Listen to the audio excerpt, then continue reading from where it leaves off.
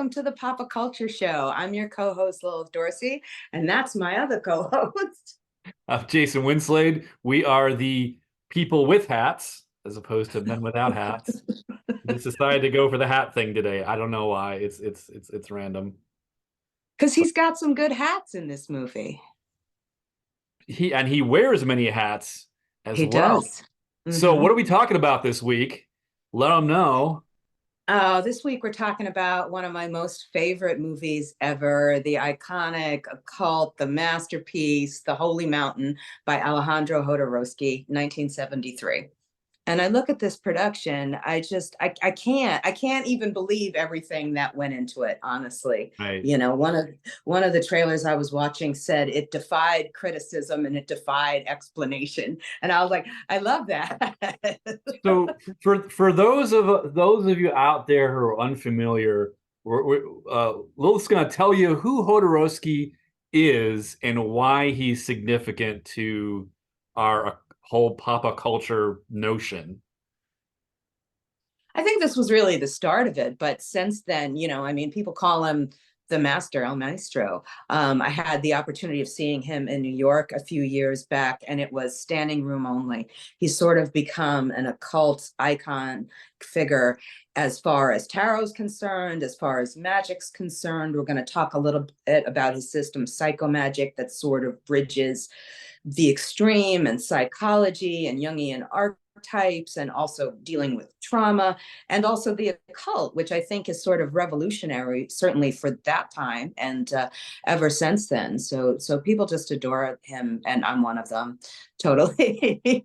I think a lot of people might know of him because of his proposed but never executed adaptation of Dune.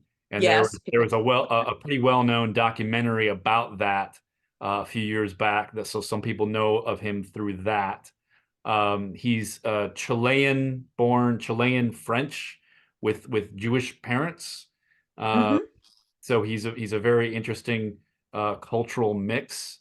So like that, I just had this really vague, basic understanding of Jodorowsky, but I really, as an occultist and performer myself, I get why you would think it's surprising that I didn't know about him, because yeah, he clearly looms large in the pop culture realm, but it just wasn't something that I really got into. But as we'll talk about this, I'm gonna point to some parallels to things that I am familiar with, or was familiar with, through my training in experimental theater. And musical theater too. So there's some connections there I'm eager to talk about. But let's get into it. This film, I saw it for the first time last night. I know. This is my disgust face. Right. How could you First not have time seen it? last night, with my partner who had seen it, and who's also, as you know, most of you know, is also an occultist herself. And so she's very familiar with a lot of the symbolism and pointed out a bunch of things that I wasn't aware of. And we had discussions about that. So it's something that when I watched it, even though there were elements of like, you know, what the heck is going on here, I did kind of, a lot of it was familiar in terms of what was happening on the screen. But of course, a lot of it is absolutely absurd as well. So for those of you who haven't seen the film, how would you describe this film as in terms of a film? I mean, my notes just from the opening sequences, and again, I've seen it dozens of times at this point, and every time I see it, I see something else. But it's, in a way, for me, it's almost beyond surreal. It's not this hyper real, because it's really surreal at its core, and it just takes that to the extreme and every moment. You know, I keep coming back to this word iconic, but I think for 1973 it truly was. You know, when you look at some of the things that are happening here, you know, there's no special effects really. You know, it's 1973. If they're blowing something up, they're blowing something up. If somebody's climbing up something, that's some cinematic magic right there that, you know, because they didn't have the technology we have right now. And in a way, it's also transformational for me, because I feel like every time I watch it, I feel like a different person almost, you know. You talk about the absurdity of it. I think that a lot of it reminds me of some of Artaud's work, the sort of shock value of this, you know. We're talking about theater of cruelty and things like that, where it's so extreme. Every minute almost is so extreme, either extreme violence or extreme sex or extreme parody almost, you know. And that, to me, I think makes the viewer think about things in a whole different way, and that's really what I think he was going for. Yeah, there's definitely a connection with what we were talking about with the Coffin Joe earlier, last year, I guess at this point. There's and that, and again, that sort of DIY special effects, and there were special effects in terms of, you know, makeup and fake blood and all that. But I mean, just to put it in context, like, this is not for the faint of heart. And you know, you're good, you know, there are things that definitely would not fly today. You know, PETA would not approve. You know, there's definitely you know, I can't imagine there was a you know, an intimacy safety person on the set. You've got naked children. I mean, there's a lot of stuff that just, it's there's a decent amount of misogyny going on Oh yeah, in his definitely. work. I mean, it's not comfortable. But again, it's the 70s, and you know, there is definitely this titillation around naked bodies going on in this film, but it does serve a purpose in certain ways. But so just in terms of the structure of this thing, as we said, it's very yes, there's a structure. I'm like a structure. It's a structure. Okay, I mean, sure. you know, yes, it is very surreal, but it does, in some ways, it kind of veers off towards the end, but it follows the journey of this character, the thief, who is ultimately, you know, connected to the fool in the tarot card, and he goes through, you know, this sort of introduction where he basically goes through his Christ period, where Yeah. he's, you know, he's struggling with the imagery of Christianity and of Christ, because he bears that resemblance. He's very, you know, he's got long hair and a beard and is very wiry. No, you know, which I didn't relate to at all. Um, at least I'm not wiry anymore. But but yeah, We're all like, getting all fine. and just like, you know, of course, all the actors go through some really extreme stuff in this movie. But basically following him through all of these, uh, uh, you know, pretty intense, harsh visual critiques of Christianity and colonialism and all of that before he decides to, or, you know, climb this tower to seek enlightenment. And you know, Jodorowsky himself plays this master, this alchemist, who initiates him, takes him through all this training, connects him with 7 other people who are on the journey with him, and they decide they're all going to go and climb this holy mountain to ostensibly steal enlightenment from the masters who are on the mountain. So it's it's definitely building on those occult tropes of the hidden masters, and you know, the theosophical myth of, you know, often in the Himalayas, of the hidden masters who are hanging out there, you know, controlling the world, and you know, in their great wisdom. So that's the basic structure of it, but of course that doesn't tell you a whole lot about what's actually going on, but that's the gist.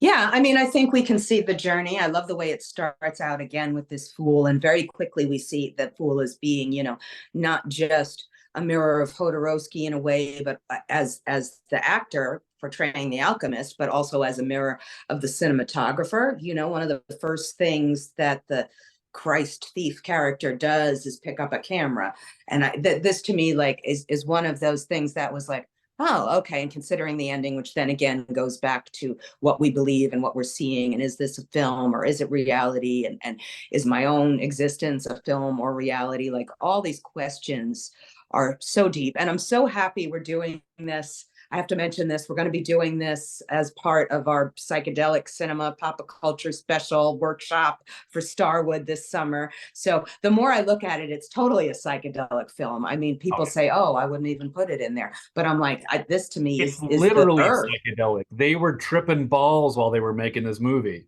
like Yeah, literally. yeah, They yeah, were, he was giving them mushrooms and LSD. It's a thing. yeah. Definitely, definitely, and at this point, although he was sober when he died, I have to say this was also Dr. John's favorite film of all time. Oh, really? Wow, that's interesting. Yes, yes, Mac loved this film. So, and I love it too, completely. My favorite scene is the Great Toad and Chameleon Circus reenacting the conquest of Mexico.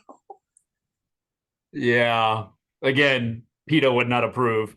No, no, I, But I'm, yeah, I feel very sad for all the animals.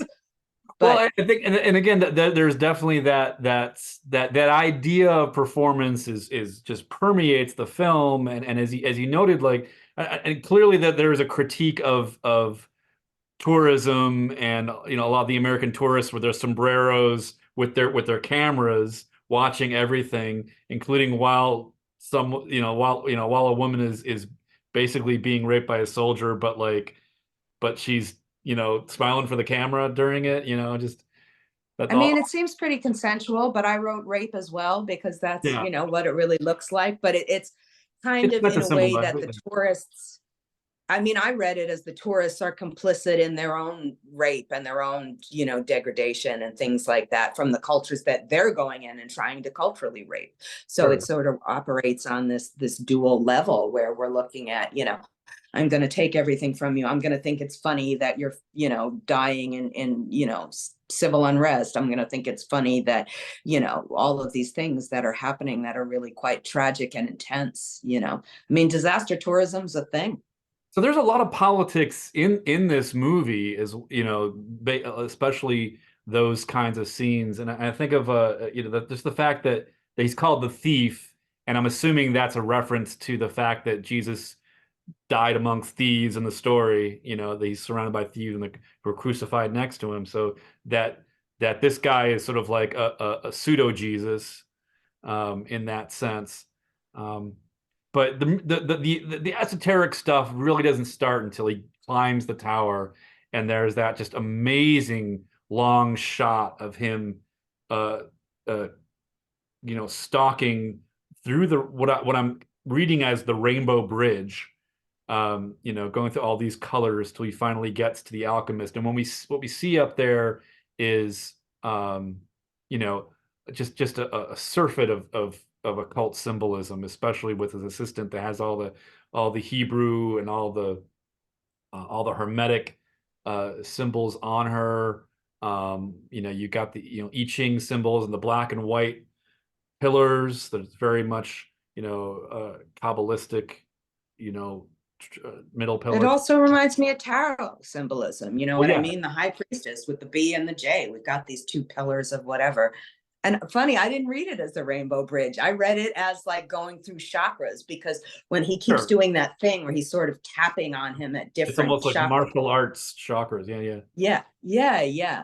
Yeah, And no, the that's assistant, probably more accurate. I was just like, it was just because it was that sort of journey across there. But the shot is iconic because I mean, that's one of the things about the film too, is that there are so many just absolutely gorgeous shots that could be paintings at any one of them.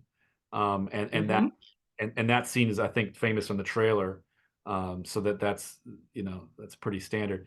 Um but yeah, so I guess we didn't mention that the very first shot of the movie is Jodorowsky as the alchemist with the hat over him, over his face, and with the two women whose heads he shaves.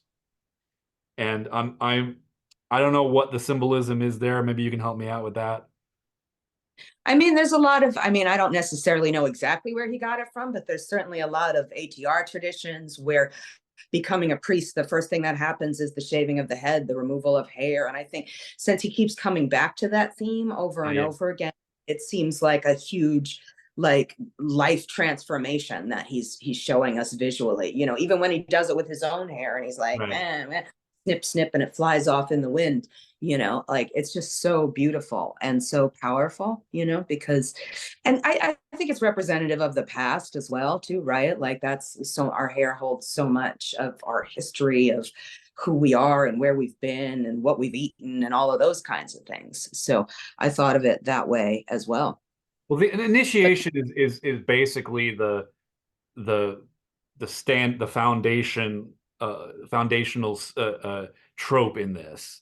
So yeah, there's constantly this notion of going through. So one of the things that happens that's, you know, I suddenly was thinking like I'm watching the occult John Waters here because yeah, because you're like you know he gets up there and one of the first things that happens is he shits in the container and they do the whole, they put him in the alembic, he's sweating mercury, and you know his shit ultimately turns to gold. I love this line. You are excrement. You can change yourself into gold. Right. Like again, it's silly and it's hokey and it does kind of remind you of John Waters, but in a way, it also has, for me, this sort of deeper message, right? Like how many of these self-help authors are like, you know, recognize your limitations and there you can bloom from the ashes. All of this, whatever, you know, like there's a reason it's a trope because on some levels it's true, and he just makes it into this like completely visual shitty transformation, literally. Yeah, one of the ways the film has been described to me is as a representation of the journey of the full up the lightning path in the tree of life, and that works on a general sense. But that's where I noticed that Jodorowsky took some elements from that and from that kind of Kabbalistic journey through the tree of life, but he varied quite a bit in a lot of ways. Like he didn't do he had each of these people represent planets, but he didn't do the 7 traditional planets. He had Pluto and Neptune, which are on the tree of life. He didn't do Mercury or the sun or the moon. So there are certain things and he even paraphrases the Golden Dawn you know, statement of purpose to know, to will, to dare, and to keep silent. And he does variation on that. I forgot to see which he changes a few of It's that. to want. He changes Want. to will is to want, which I thought was very interesting. You know what I mean? Like, so that this sort of confusion between what your true will is and to what your base desires are. So for me, that was him flipping it on its head almost, you know. And well, in that scene where he's reciting that Golden Dawn paraphrase, he's equipping the thief with you know, in a tableau, he's got him posed and he's equipping him with each of the 4 tools of the tarot, the elemental tools. He's got the staff, the sword, the chalice, and the pentacle.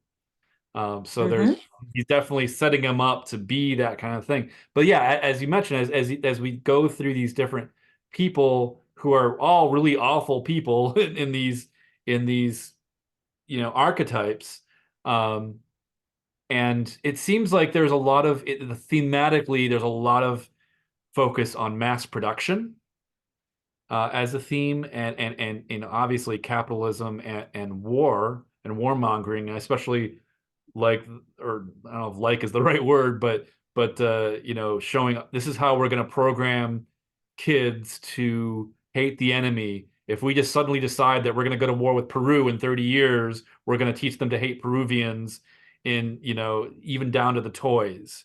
Yeah, it definitely in that way seems like it's coming from someone, you know, who lived in South America. It's coming from someone who has those kinds of, you know, 1960s, early 70s critiques of capitalism. And like you said, mass production, all of those things, government, organized religion. Like, I don't think anything is safe, I guess, is what I'm saying. There's so much critique here all the way along of everything, really.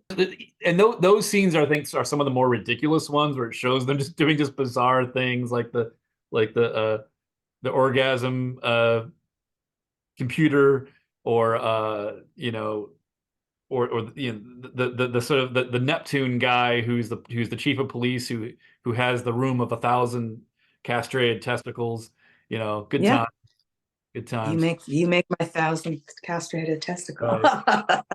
But ultimately these people, he brings these people together and says, okay, we're going to be a group, and we have to go through this thing. And this is where I think it really gets interesting, because he takes them on the journey towards the mountain. But you begin to see with the film, at least from my perspective, you begin to see these people start to become more than these archetypes, but you really see the actors at that point, and you begin to get a sense of what they were doing as an ensemble. And I read about a little bit about this, about how they stayed in his house for a while. They kind of they all sort of trained together. They went through some you know I think some shamanistic training, and I think also working with some Zen Buddhist monks and things like that. So they were put together in this ordeal as actors, and it's someone who's had a not as extreme as this, but someone who's had some similar experiences to of being put in a crucible, more or less, to, when I did an Artodium production of the Scottish play in Ann Arbor in the early 90s, and we had a very similar thing. And I also worked with people who were trained by Jerzy Grotowsky. And that's one of the connections I wanted to make, was that at the time in the early 70s, like right around the time this was happening, there was Grotowski was doing his paratheatre experiments, where he was, getting his actors out of the theater and, into the woods, literally. Paratheatre, the main idea is inspiring a active culture and overcoming the division between participants and spectators, working towards suspending social roles and instead finding the human dimension of one's existence in action and experiment and encounters involving other people and nature, and gradually leading to fundamental transformations in culture. So Grotowski was doing something really similar with his actors at the time. And the other kind of funny connection, a year earlier, Pippin was made. And for some reason, this movie reminded me of Pippin a lot. If Pippin did a crap ton of drugs. Because yeah, the whole thing about Pippin is that he tries all the things. He tries war, he tries sex, and he's ultimately finds out at the end that he's gonna get true meaning and satisfaction from having a family. And that's ultimately what what the alchemist tells the thief at the end. Go back to the woman and the chimp, which I'm sure is some kind of symbolism of base nature, but also the simple life. He tells him to go back to that at the end. And there's this whole thing with Pippin, like everybody's trying to get him to self-immolate. It's the king's sacrifice in that play. And play that I did when I was 16, and I sang the line in Magic to Do, illusion, fantasy to study, go figure. I became an occultist. So yeah, I think there's a lot of connections with what's happening in the zeitgeist in the early 70s of enlightenment through occult paths finding their way into cinema and into theater. So there's I found it really striking in that respect. Well, for me, I mean, one of the things that I was thinking of when I was watching it is I really wanted to hear what you had to say, because for me, this goes beyond performance into ritual, like especially that scene before they get taken up the mountain and the thief is just like, screw this guy, his feet smells. And then they do this elaborate cupping ritual on him and things like that. But that, like, you can't be a spectator. You have to actually participate, and even for me in this, which is why it did also remind me of Coffin Joe, the extreme of it. You know what I mean? Like, yeah, now you couldn't really stick your finger over near somebody's ass as part of the scene, but in the, well, I guess supposedly it was consensual. But just this whole thing about like there's all these boundary lines that are fuzzy and things we're not supposed to do for shock value, like you said, like something that we got used to with John Waters or whatnot, you know. But the shock value here, I think, is a bazillion, other than divine eating shit. I think the shock value here is way more extreme. Yeah, I mean, I think there's definitely a lot going on where it is ritual, and they are is during those scenes especially, they were given shrooms. I mean, they knew about it. They were on psilocybin during those scenes, when they were getting ready to go up the mountain. Again, we're sort of on this line between, if I'm doing these sacred things in this sacred place with a sacred mindset, have we gone beyond performance and into ritual? Are we going beyond even that at the end of the film, you know? And that's what I think is so fascinating about it, because he really does make you think about all these different levels. Oh, and I think that like I was saying before about the Pippin connection, is that ultimately I think there's this ethos in the 70s of going through all this stuff and trying all these different paths towards enlightenment, but ultimately giving up on all of them, and Yes. sort of burning your books, or drowning your books, like in a Prospero sense, that ultimately it's all not a joke, but it's an illusion. And then that's where, at the very end, and I'm watching this and I'm cracking up when he's like, but is this reality? No, it's a movie, zoom out, and you see Yeah. the cameras, and I was like, yes, that's it. That's what, that's what I'm talking about here. And yeah, so Yeah. ultimately, it leaves it to the audience, like, what is reality and all that. So, it's meant to make you, think and question your role in all of this, and question what it is that you're doing when you are seeking enlightenment, when you are going through these alchemical transformations. What ultimately are you trying to do? So it's a critique of the esoteric as much as it is a celebration of it. Oh yeah, definitely. And I really thought that was, again, they keep coming back to these not just planetary connections and tarot connections, but these elemental connections. This part where he's talking about you've got to free yourself from the monster in your mind when they're on the boat, which is the symbolism of water. And then he births the little person who's got the Mano Poderosa, power picture strapped to his back, and he can't let it go, even though it's an illusion. So I think this is where we really see, again, the seeds of what he developed into psychomagic as this way of taking trauma and the past and sort of letting it go, either through shock or psychedelics or whatever, and having it be something completely new. Like, again, the water, the depths, things that are hidden, the monsters in your mind, in your body, how do we free ourselves from them? And can we do this through performance, through the visual medium, or ultimately do we flip the tables like he does? He takes that giant symbol and turns it upside down and then backs the camera out. So it's literally like almost like, okay, we've explored this way, we've explored this other way, now it's our turn to go out and explore however we see fit.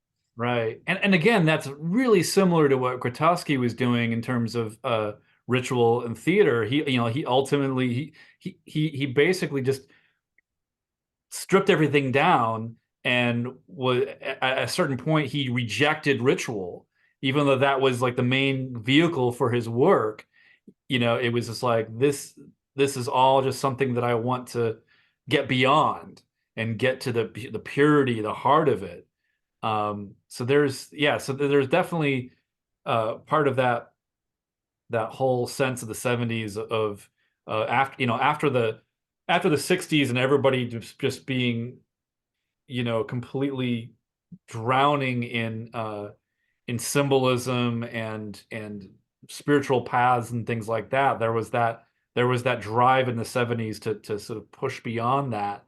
And I'm not sure where that left us. And it's one of those things where if I ever did a cultural history, I'd want to take a look at what the post Jodorowsky step was, at least in cinema or in spiritual pursuits. So it's so interesting just from a cultural perspective. But that's it for us this week. We are creeping into Valentine's Day season, and we're going to look at a very beloved / hated occult film, The Love Witch, with our special guest, the Glam Witch, Michael Herkin.